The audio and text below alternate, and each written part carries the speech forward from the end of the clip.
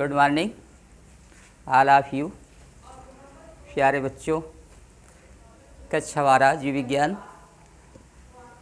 आज हम युग्मक जनन की दूसरी प्रक्रिया है अंडाणु जनन, क्योंकि शुक्राणु जनन के विषय में कल हम बता चुके हैं और आज हम अंडाणु जनन के या अंडाणु जनन पर चर्चा कर रहे हैं।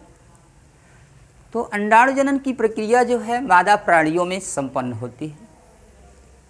मादा प्राणी अर्थात मादा के अंडाशय में अंडाणु जनन की क्रिया संपन्न होती है, क्योंकि मादा प्राणियों में जो होता है एक जोड़ी अंडाशय होता है और इन अंडाशयों में ही युग्मक जनन की क्रिया प्रारंभ होती है और इसके साथ साथ अंडाणुओं का निर्माण होता है।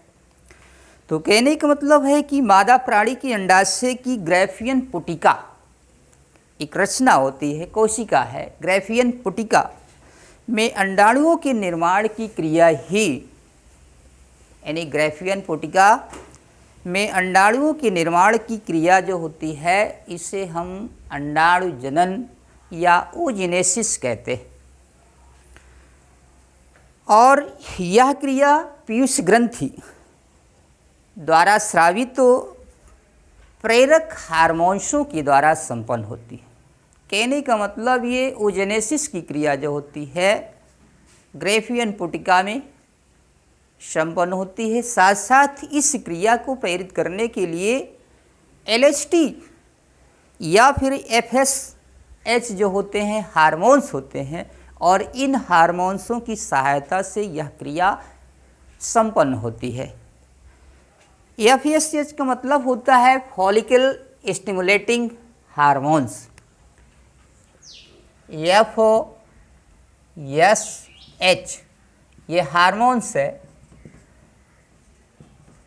Follicle stimulating hormones. यानी इस हार्मोन्स की सहायता से यानी कि इस हार्मोन्स की सहायता से जो है अंडजन या अंडाणु का निर्माण होता है और इसके साथ साथ ये नियंत्रण का भी काम करते हैं, अर्थात इस क्रिया के नियंत्रण का भी कार्य करते हैं और इसके अंतर्गत 3 प्रवस्थाएं बताई गई हैं। तो फर्स्ट नंबर जो होता है गुणन प्रवस्था होती है। गुणन प्रवस्था जैसे कि शुक्र जनन की क्रिया में थी गुणन प्रवस्था, इसी प्रकार जो है मल्टीप्लिकेशन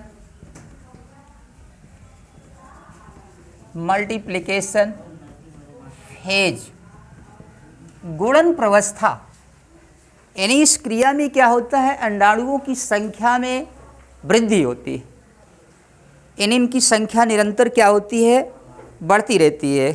तो कहने का मतलब यह क्रिया जो होती है भ्रूण अवस्था में ही पूर्व अर्थात भ्रूण अवस्था के पूर्व ही संपन्न होती है और अंडाशय की जनन कोशिकाओं से अंडाशयी पुटिकाओं का निर्माण होता है। अंडाशय की जनन कोशिकाओं से क्या होता है अंडाशयी पुटिकाओं का निर्माण होता है। यानी कि इस क्रिया में खास करके गुणन की अवस्था में यानी पुटिकाओं का निर्माण होता है, यानी अंडाणुओं का निर्माण हुआ। दूसरी प्रवस्था जो होती है इसके बाद वृद्धि प्रवस्था आती बेटा। वृद्धि प्रवस्था अर्थात इसे कहते हैं ग्रोथ फेज। ग्रोथ फेज का मतलब ये है कि इसमें वृद्धि होता है। कह रहे हैं लैंगिक परिपक्वन के पश्चात तो अंडाशयी पुटिका की अंडाणु मात्र कोशिका अंडाणुजन कोशिका में क्या होती हैं बढ़ जाती हैं, अलग अलग विभेदित हो जाती हैं और विभेदित होने के पश्चात ही इनके फलस्वरूप ही ये लगभग आकार में 100 गुना बढ़ जाती हैं। आकार में 100 गुना बढ़ जाती हैं और बढ़ने के फलस्वरूप ही जो है पूर्ण अंडाणु यानी पूर्व अंडाणु कोशिकाओं का निर्माण कर लेते हैं। जिसके फलस्वरूप यानी प्राइमरी oocyte का निर्माण होता है, अर्थात प्रारंभिक oocyte अंडाणु का निर्माण हो जाता है। तीसरी प्रवस्था में जो होता है परिपक्वन आता है। परिपक्वन प्रवस्था इसे कहते हैं मैचुरेशन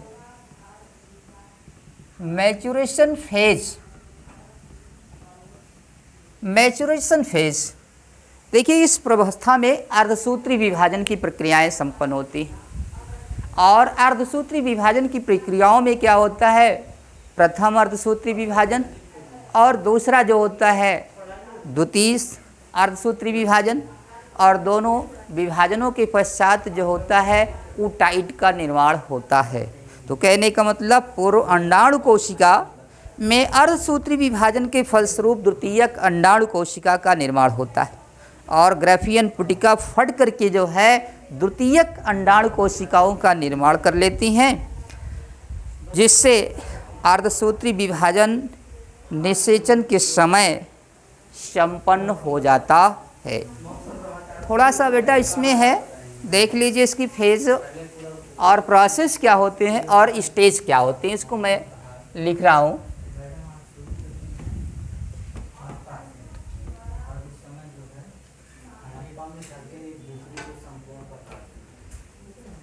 oogenesis,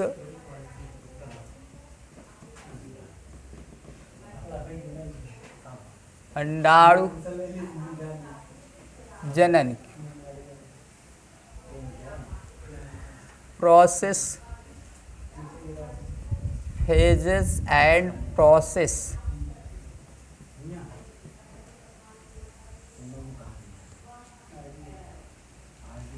यहाँ पर स्टेज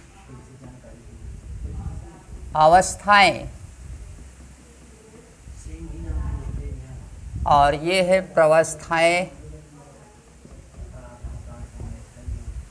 एवं प्रक्रिया।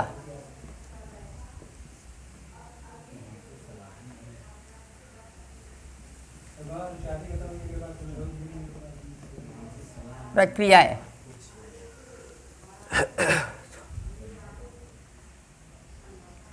मल्टीप्लिकेशन,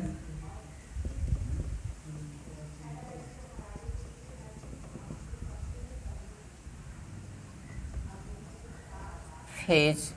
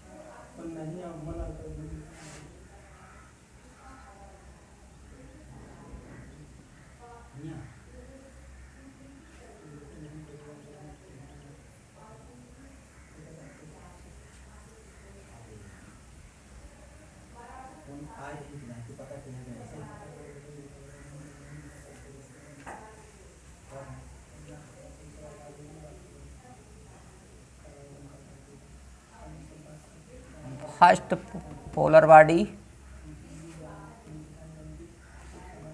बॉडी और ये सेकंड पोलर बॉडी।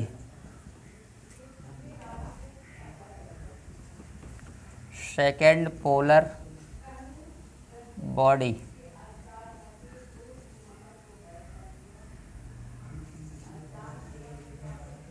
सेकंड ये ग्रोथ फेज और ये है मैचुरेशन फेज।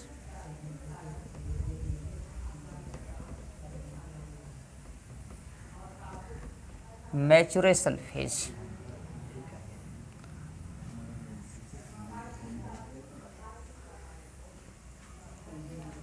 ये oocyte है,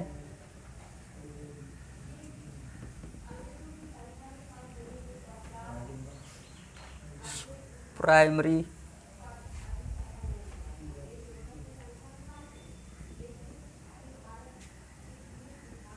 oocyte और ये सेकेंडरी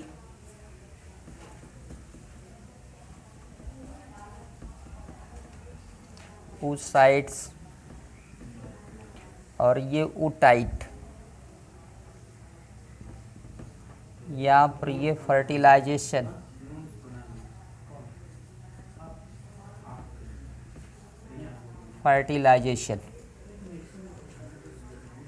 ये उगोनिया, प्रिमोर्डियल जर्म सेल,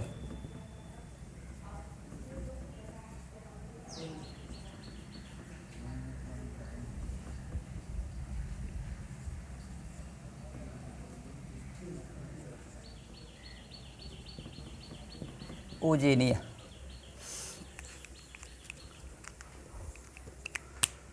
तो देखिए बेटा, इसमें एनियोजेनेसिस की क्रिया जो है 3 प्रवस्थाओं में संपन्न हो रही है। ये जो है फर्स्ट प्रवस्था जो होती है मल्टीप्लिकेशन की होती है, और इस मल्टीप्लिकेशन में होता क्या है, भ्रूण अवस्था के पहले की क्रिया होती है। इसमें अंडाशय की जनन कोशिकाओं से क्या होता है, अंडाशयी पुटिकाओं का निर्माण है। तो ये अंडाशयी पुटिकाएं हैं और ये मल्टीप्लिकेशन करके जो होती हैं संख्या में अधिक से अधिक क्या करती हैं, वृद्धि करती हैं, अर्थात संख्या में ग्रोथ कर रही हैं, बढ़ रही हैं। और जब बढ़ जाती हैं तो धीरे धीरे क्या होता है, इस कंडीशन को कहा जाता है ओजेनिया।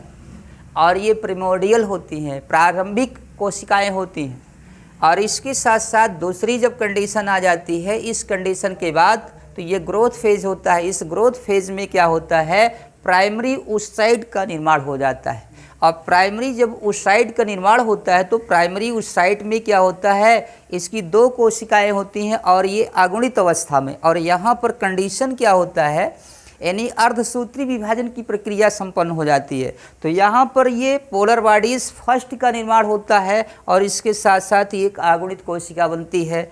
और ये अगुणित कोशिका क्या होती है, फिर द्वितीय विभाजन में एक पोलर बॉडी यानी सेकंड पोलर बॉडी का निर्माण करती है और फिर दूसरा क्या करती है, अगुणित अंडाणुओं का निर्माण करती है। ये अंडाणु आगे परिपक्व होकर के oocyte की अवस्था में बदल जाते हैं। जब oocyte की अवस्था में बदल जाते हैं तो ये अंडाणु बिल्कुल एकदम मैच्योर्ड हो जाते हैं, यानी फर्टिलाइजेशन क्रिया के लिए।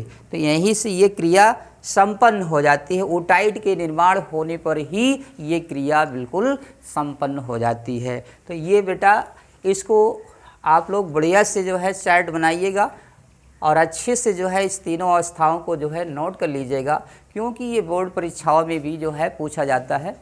और इसमें एक और हम बताएंगे, शुक्र जनन की क्रिया में जो है शुक्राणुओं का कायांतरण है या शुक्राणुओं का स्ट्रक्चर है।